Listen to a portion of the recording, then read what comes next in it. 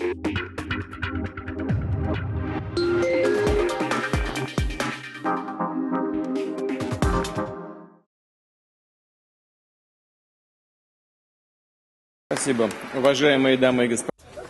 and gentlemen, APEC CEO Summit is traditionally considered to be one of the most important fora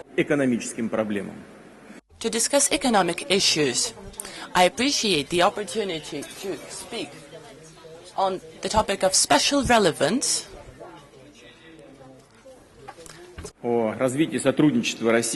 talk about the development of cooperation between Russia and Asia-Pacific region.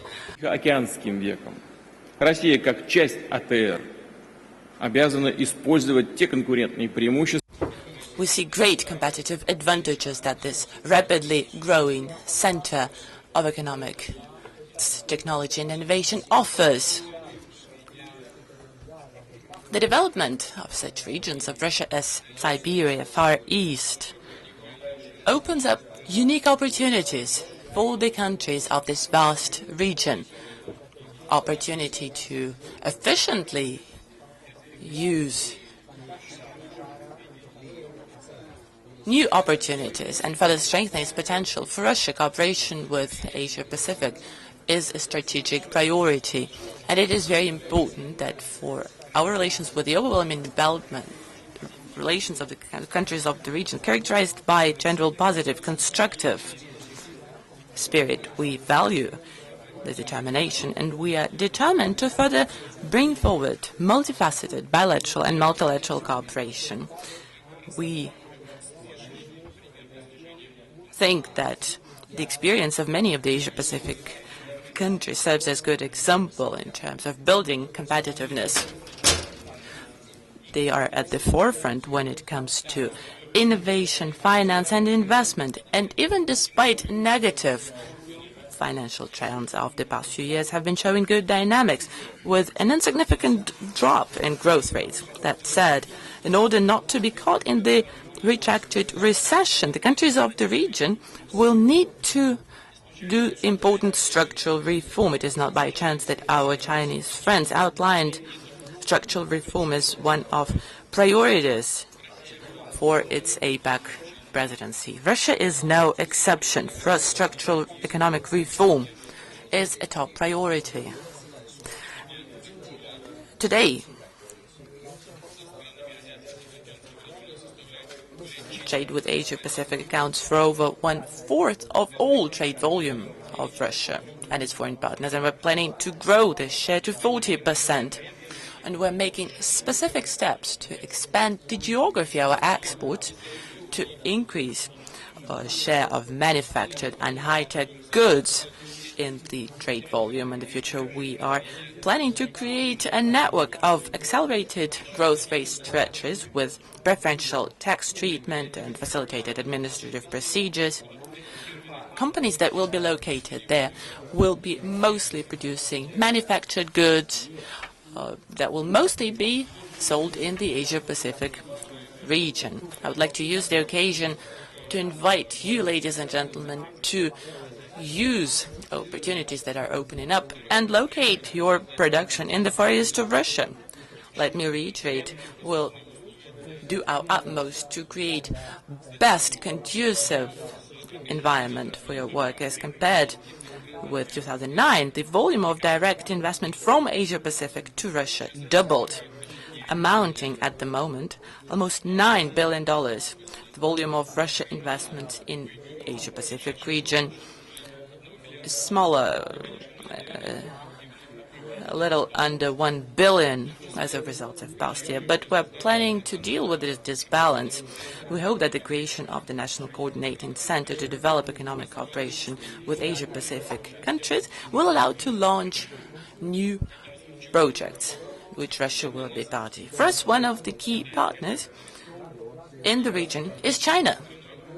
As part of cooperation with China, we're planning to more actively use national currencies for bilateral settlement. First, transactions with settlement is done in rubles and RMB are taking place as we speak. And we're planning to grow our cooperation in energy. Our experts are currently looking at the opportunities. Russian-Chinese Intergovernmental Commission on Investment Cooperation is operational. Its priority task is implementing investment projects not in energy sector, and this project should be implemented on the principles of mutually beneficial cooperation. Similar format to develop dialogue and practical interaction in investment will be launched with other partners. Economic integration is moving to the forefront of the APEC agenda. We believe that the most important achievement of the Chinese presidency is approving specific steps to create future free trade area in Asia-Pacific. This format should take into account interests of all the stakeholders, businessmen in the first place, and take into account peculiarities of our economies, the difference in the development levels. Future Asia-Pacific free trade area will have to interact with other major regional integrational unions. In that respect, let me remind you that as of January 1st, 2015, Eurasian Economic Union will become operational. It consists of Russia, Belarus, Kazakhstan, and Armenia.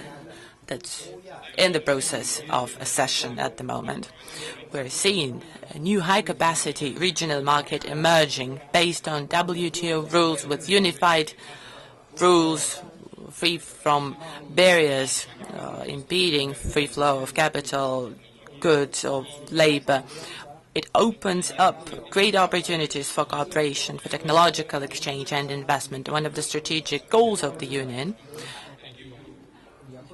is to participate very actively in the integration processes that are underway in the Asia-Pacific region, and I'm sure many of our Asia-Pacific colleagues will be interested in such cooperation. The Union is already negotiating free trade area with Vietnam. We are open for such specific dialogue with other economies of the region. Ladies and gentlemen, the CEO summit brought together captains of industries from the region. Some already have experience working in Russia. Others are just looking into opportunities. Therefore, let me touch upon subjects that are traditionally of concern for investors. Long-term priorities for a country's development remains unchanged. Macroeconomic situation in Russia remains stable. It is one of our big achievements, something to value and treasure. We'll be pursuing balanced and very cautious fiscal policy. Public debt will not be growing. We're planning to limit it to a safe level where we can control it, under 15% of GDP, that is. We know that today our national currency is experiencing serious fluctuation. That said, financial authorities are taking the necessary step. CBR continues targeting inflation, will continue doing so in the future. Central Bank of Russia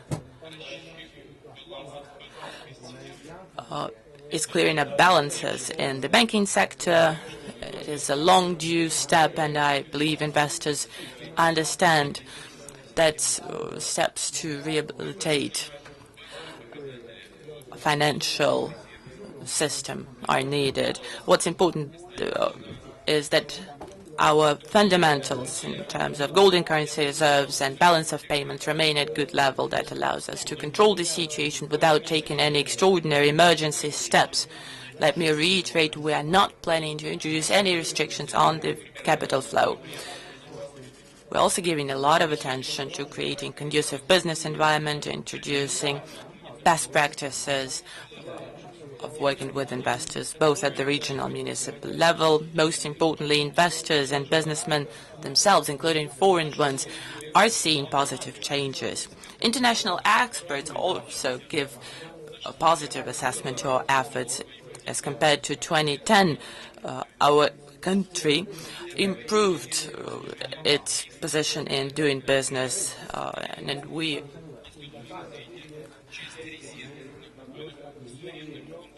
in order to attract investors, to reduce risks, to co-finance projects, we are planning to use existing development institutes and some of the reserves that we have accumulated in sovereign funds, for instance, National Prosperity Fund. We are also expanding access to lending, to loans. We are finalizing project finance mechanism that will be used to finance long-term projects next year. Industry Development Fund will be introduced that will be providing initial financing for enterprise. When it comes to infrastructure, we're planning to do serious investment in modernizing Baikal-Amur Highway and Trans-Siberian Railroad. It will be the foundation of intercontinental bridge from Asia to Europe. At the same time, we are modernizing ports in the Far East. We will be introducing global positioning system technologies, global asset technologies, to better manage rail traffic. We are building additional dry ports, which are transportation hubs. All of that will facilitate transit transportation. In addition to that, we're developing infrastructure of the Arctic Sea Route. We're turning it into a modern, safe, and competitive transportation corridor. Cargo directed to Asia-Pacific region will be transported through this corridor.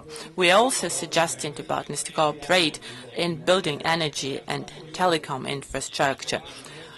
These areas of work remain priorities for the entire Asia-Pacific region, and if we join efforts, I'm sure we'll find many synergies. By the way, when it comes to sensitive areas such as energy, Russia's been showing great degree of openness to investments. Let me remind you that about Sakhalin oil and gas projects, the share of our Japanese partners in Sakhalin 1 amounts to over 30%, in Sakhalin 2 over 22%. We also signed contracts with our Chinese friends to build infrastructure for the supply of natural gas. We're also considering opportunities for our partners to enter into large extraction projects. The geographic position of Russia in the Eurasian space puts it in a unique position of a link between Western and Eastern civilizations. We're planning and we're determined to become a more prominent member of the Asia-Pacific region. We're building cooperation with all the Pacific countries. We are prepared to actively participate in the creation of free trade system and economic investment cooperation. We're open for dialogue, discussions, for practical cooperation, to implementation of joint programs in Asia-Pacific, and we welcome all the businessmen from the region. We want you to come and succeed.